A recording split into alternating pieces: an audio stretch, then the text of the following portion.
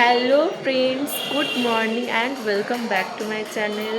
আজ আমি আমার ফ্যামিলির সঙ্গে চলে এসেছি। দিদি বল। হুগলির ইমামবাড়া ঘুরতে। হিস্টোরিক্যাল প্লেসই বলতে পারো। সো চলো ঘুরে দেখাই। এটা ছিল মেন গেট, যার এন্ট্রি ফি ছিল অনলি 20 রুপিস। হুগলির ইমামবাড়া তৈরি হয়েছিল 1841 থেকে 1861 সাল, দীর্ঘ 20 বছর ধরে মানবপ্রেমিক হাজী মোহাম্মদ মহসিনের রেখে যাওয়া অর্থ বা ফান্ড থেকে তৈরি হয়েছিল হুগলির ইমামবাড়া। ধর্মীয় রীতি, শিক্ষা, জনকল্যাণমূলক কাজের জন্য হাজী মোহাম্মদ মহসিন জাতি, ধর্ম, বর্ণ নির্বিশেষে তার সম্পত্তিকে ওয়াকফ অফ অর্থাৎ দেবোত্তর করেছিলেন। ইমামবাড়া একটি পবিত্র মিলন ক্ষেত্র, যেখানে ইমাম হোসেনের আত্মবলিদানকে স্মরণ করা হয়। নবী হজরত মোহাম্মদের নাতি ইমাম হোসেন ইরাকের কারবালা ময়দানে প্রকৃত ইসলাম ধর্মকে বাঁচিয়ে রাখতে শহীদ হয়েছিলেন। ইমামবাড়া মসজিদ নয়, জাতি, ধর্ম, বর্ণ নির্বিশেষে সবার জন্য ইমামবাড়ার দরজা খোলা। ইমামবাড়ার প্রবেশদ্বারের ওপর একটি চূড়া আছে, যার উচ্চতা আনুমানিক 150 ফুট। চূড়াটিতে উঠবার জন্য দুই দিক থেকে সিঁড়ি আছে। এই চূড়ার মাঝখানে একটি বিস্ময়কর ঘড়ি লাগানো আছে। এই ঘড়িটির কাঁটা আজও নিয়মিত চলছে এবং তার কাজ যথাযথভাবে পালন করছে।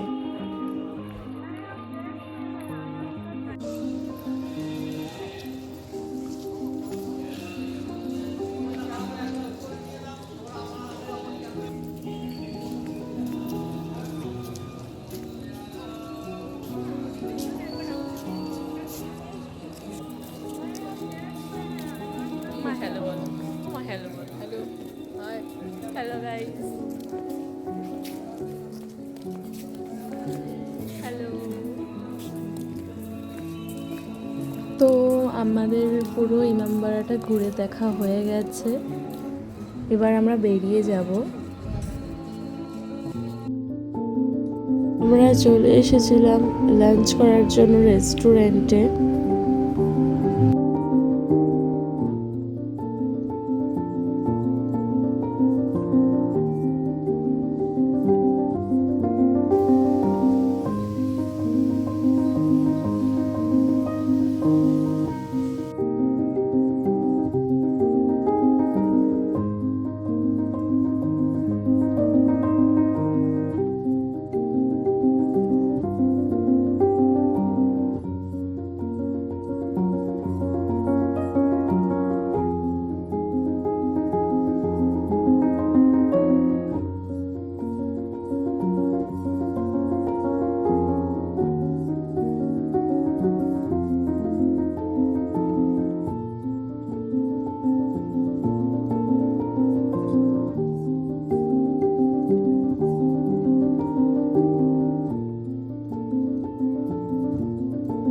তারপর আমরা চলে এসেছিলাম আধারালয়, অর্থাৎ লাহিড়ী বাবার আশ্রম, যেটা কলকাতার স্বর্ণ মন্দির হিসেবে পরিচিত।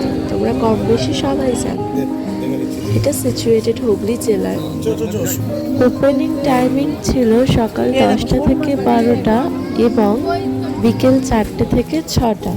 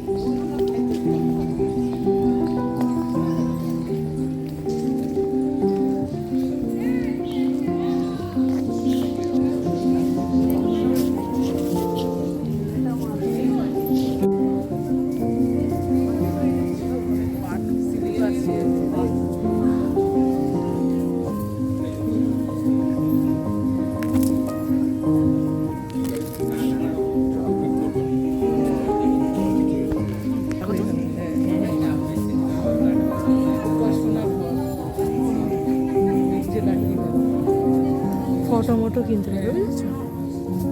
ওই যে মন্দিরটা ভিতরে একদিনে আগের দিনের দেবে না, কালকেরটা দেবে। কিছুর আসছে রে, কামড়ে দেবে নাকি?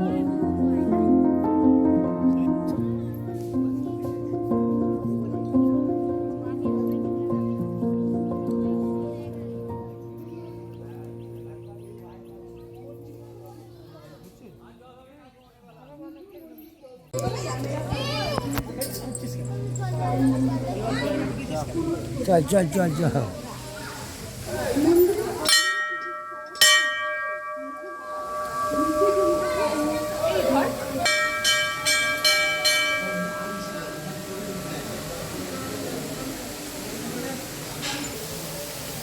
দুর্গা ঠাকুর আছে তাই না?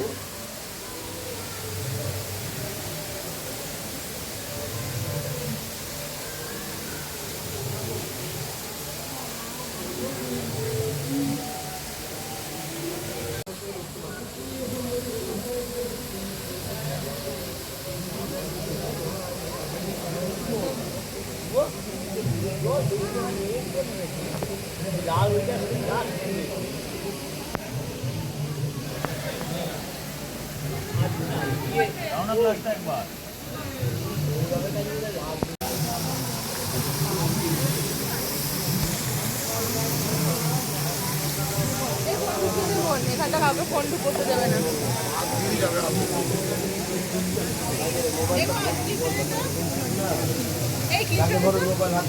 তো গাইস, ভেতরে তো ফোন ব্যাগ অ্যালাউ নেই, সেই জন্য ভেতরটা কভার করতে পারছি না, বাইরের মন্দিরগুলো কভার করেছি। বাইরে থেকে যতটা পেরেছি করেছি, ভেতরে ফোন অ্যালাউ নেই, যার জন্য সেজন্য ভিডিও করতে পারিনি। কিন্তু খুব সুন্দর মন্দিরটা, তোমরা অবশ্যই এসে ঘুরে যেও, খুব ভালো লেগেছে। বাকিটা আমি ডেসক্রিপশানে দিয়ে দেবো, কখন খোলা থাকে, টাইমিং, প্লেস, সবটা ডেসক্রিপশানে পেয়ে যাবো। অ্যাকচুয়ালি ফোনটা ভেতরে বার করতে দেবে না, তো তোমরা তোমাদের ব্যাগের ভেতরে ফোনটা নিয়ে যেতে পারো।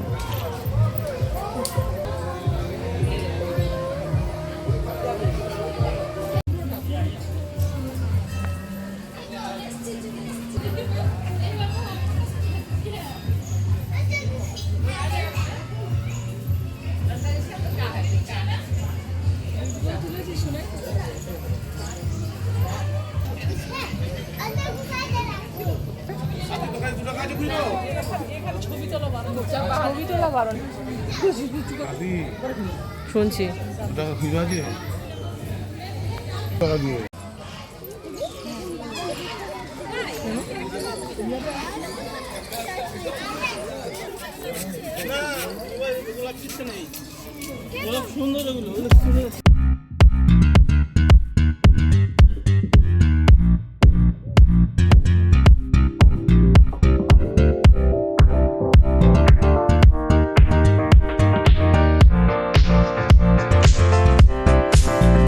তো আমরা বাড়ি চলে আসছিলাম।